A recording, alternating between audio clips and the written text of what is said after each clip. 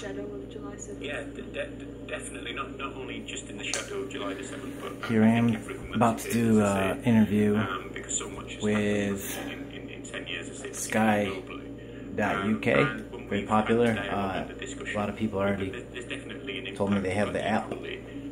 Once I posted this, concerned with the California drought and drought in general,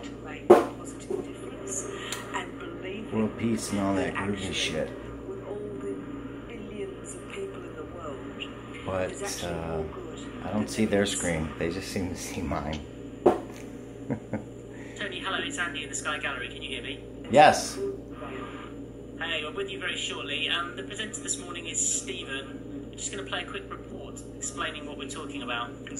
Sherman. Then we'll be with you. Counter-narrative. Thanks for your time today. Arms like Hari Hassim, inspired by Jill's work, are trying hard to deliver. You know, young Muslims that are affected by the terror that may be caused elsewhere. That if we live in a global village where the effects are felt on the playground, they're felt in an office, they're felt just people catching the same bus, and that fuels further alienation. The next few days will inevitably bring back the most painful of memories. The one thing that will give Jill Hicks the strength to carry on. For better news when you get here, is getting through. About here. To continuously work and advocate for peace for us to know in our lifetime, but more importantly, for me to leave that legacy to Emily and for her to know a life without violent extremism. That's really important to me. Ashish Joshi, Sky News, Eastern. We have a special report about Jill's full 7-7 journey here on Sky News today at 12:30, 3:30, 6:30 and 8:30. Now, as California suffers one of its worst droughts in living memory, many celebrity residents have found themselves named and shamed online as water wasters. Now, some of Hollywood's most famous residents have been fighting back by tweeting pictures of their brown and parched lawns, as Greg Myland reports. When even the network news is pointing the finger. Take one look at these celebrity mansions and you'll see a stark contrast between the green grounds inside the property versus the brown land outside. You know that what they call drought shaming has taken off. And celebrity lawns are easy targets, as all over California, in the 4th year of its worst drought ever, green grass is viewed with suspicion. Look at the water going down the drain. What is the address? Oh, 23503. Vigilantes now film what they see as water wastage and post it online. And in the celebrity haven of Malibu, beauty and environmental responsibility meet. The mayor says it should be a wake-up call for the rich and famous. We have people who probably never see their water bill because they're quite wealthy and they have accountants that handle all of that. So trying to get their attention is it's not just about the bill. I'm not sure if drought shaming will work.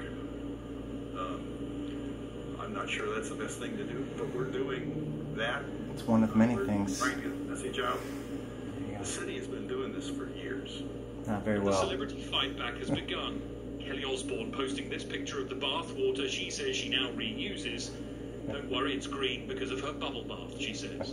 And with somewhat enigmatic posts like this one, Cher has become the most vocal drought tweeter. This is Cher's Malibu mansion and those palm trees which are said to help with saving water. It's understood the lawn is going brown and the garden is full of drought-resistant plants. It's clear that, having been the victims of drought shaming, celebrities now want to be seen to be doing the right thing. It's more than a decade since Hollywood power was used in this water conservation message. Hey, I bet you... With you in 30 seconds, sir. 30 seconds. Hey! But the people who made it say there is an opportunity for stars to set an example.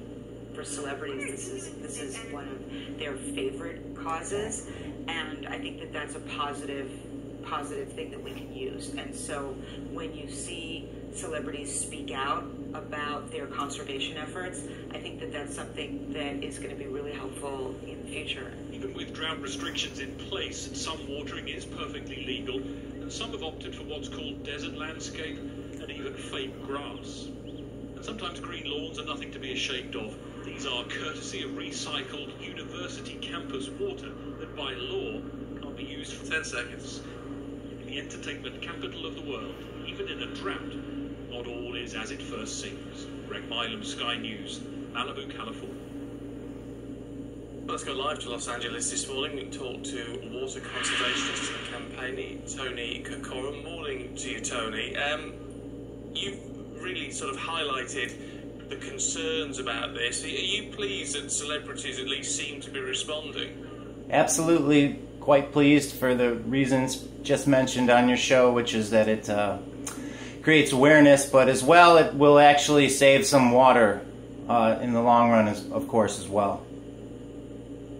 How big an issue is this, realistically? We talk about droughts a lot. I mean, obviously we have a series of droughts over here in the UK, but in terms of California, how serious is this now looking like it's going to be?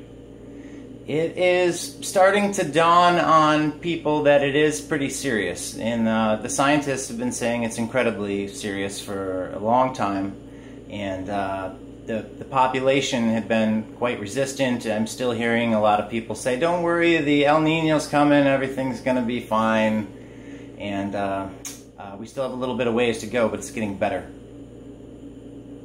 Why is it, do you think, that there is a lack of understanding, and certainly there has been a lack of leading by example from those people who've got plenty of money? Exactly. Well, as mentioned by, I believe it was the mayor, a lot of people may never really see their lawn being watered. They'll never see the waste because of the schedules of life, even a normal person.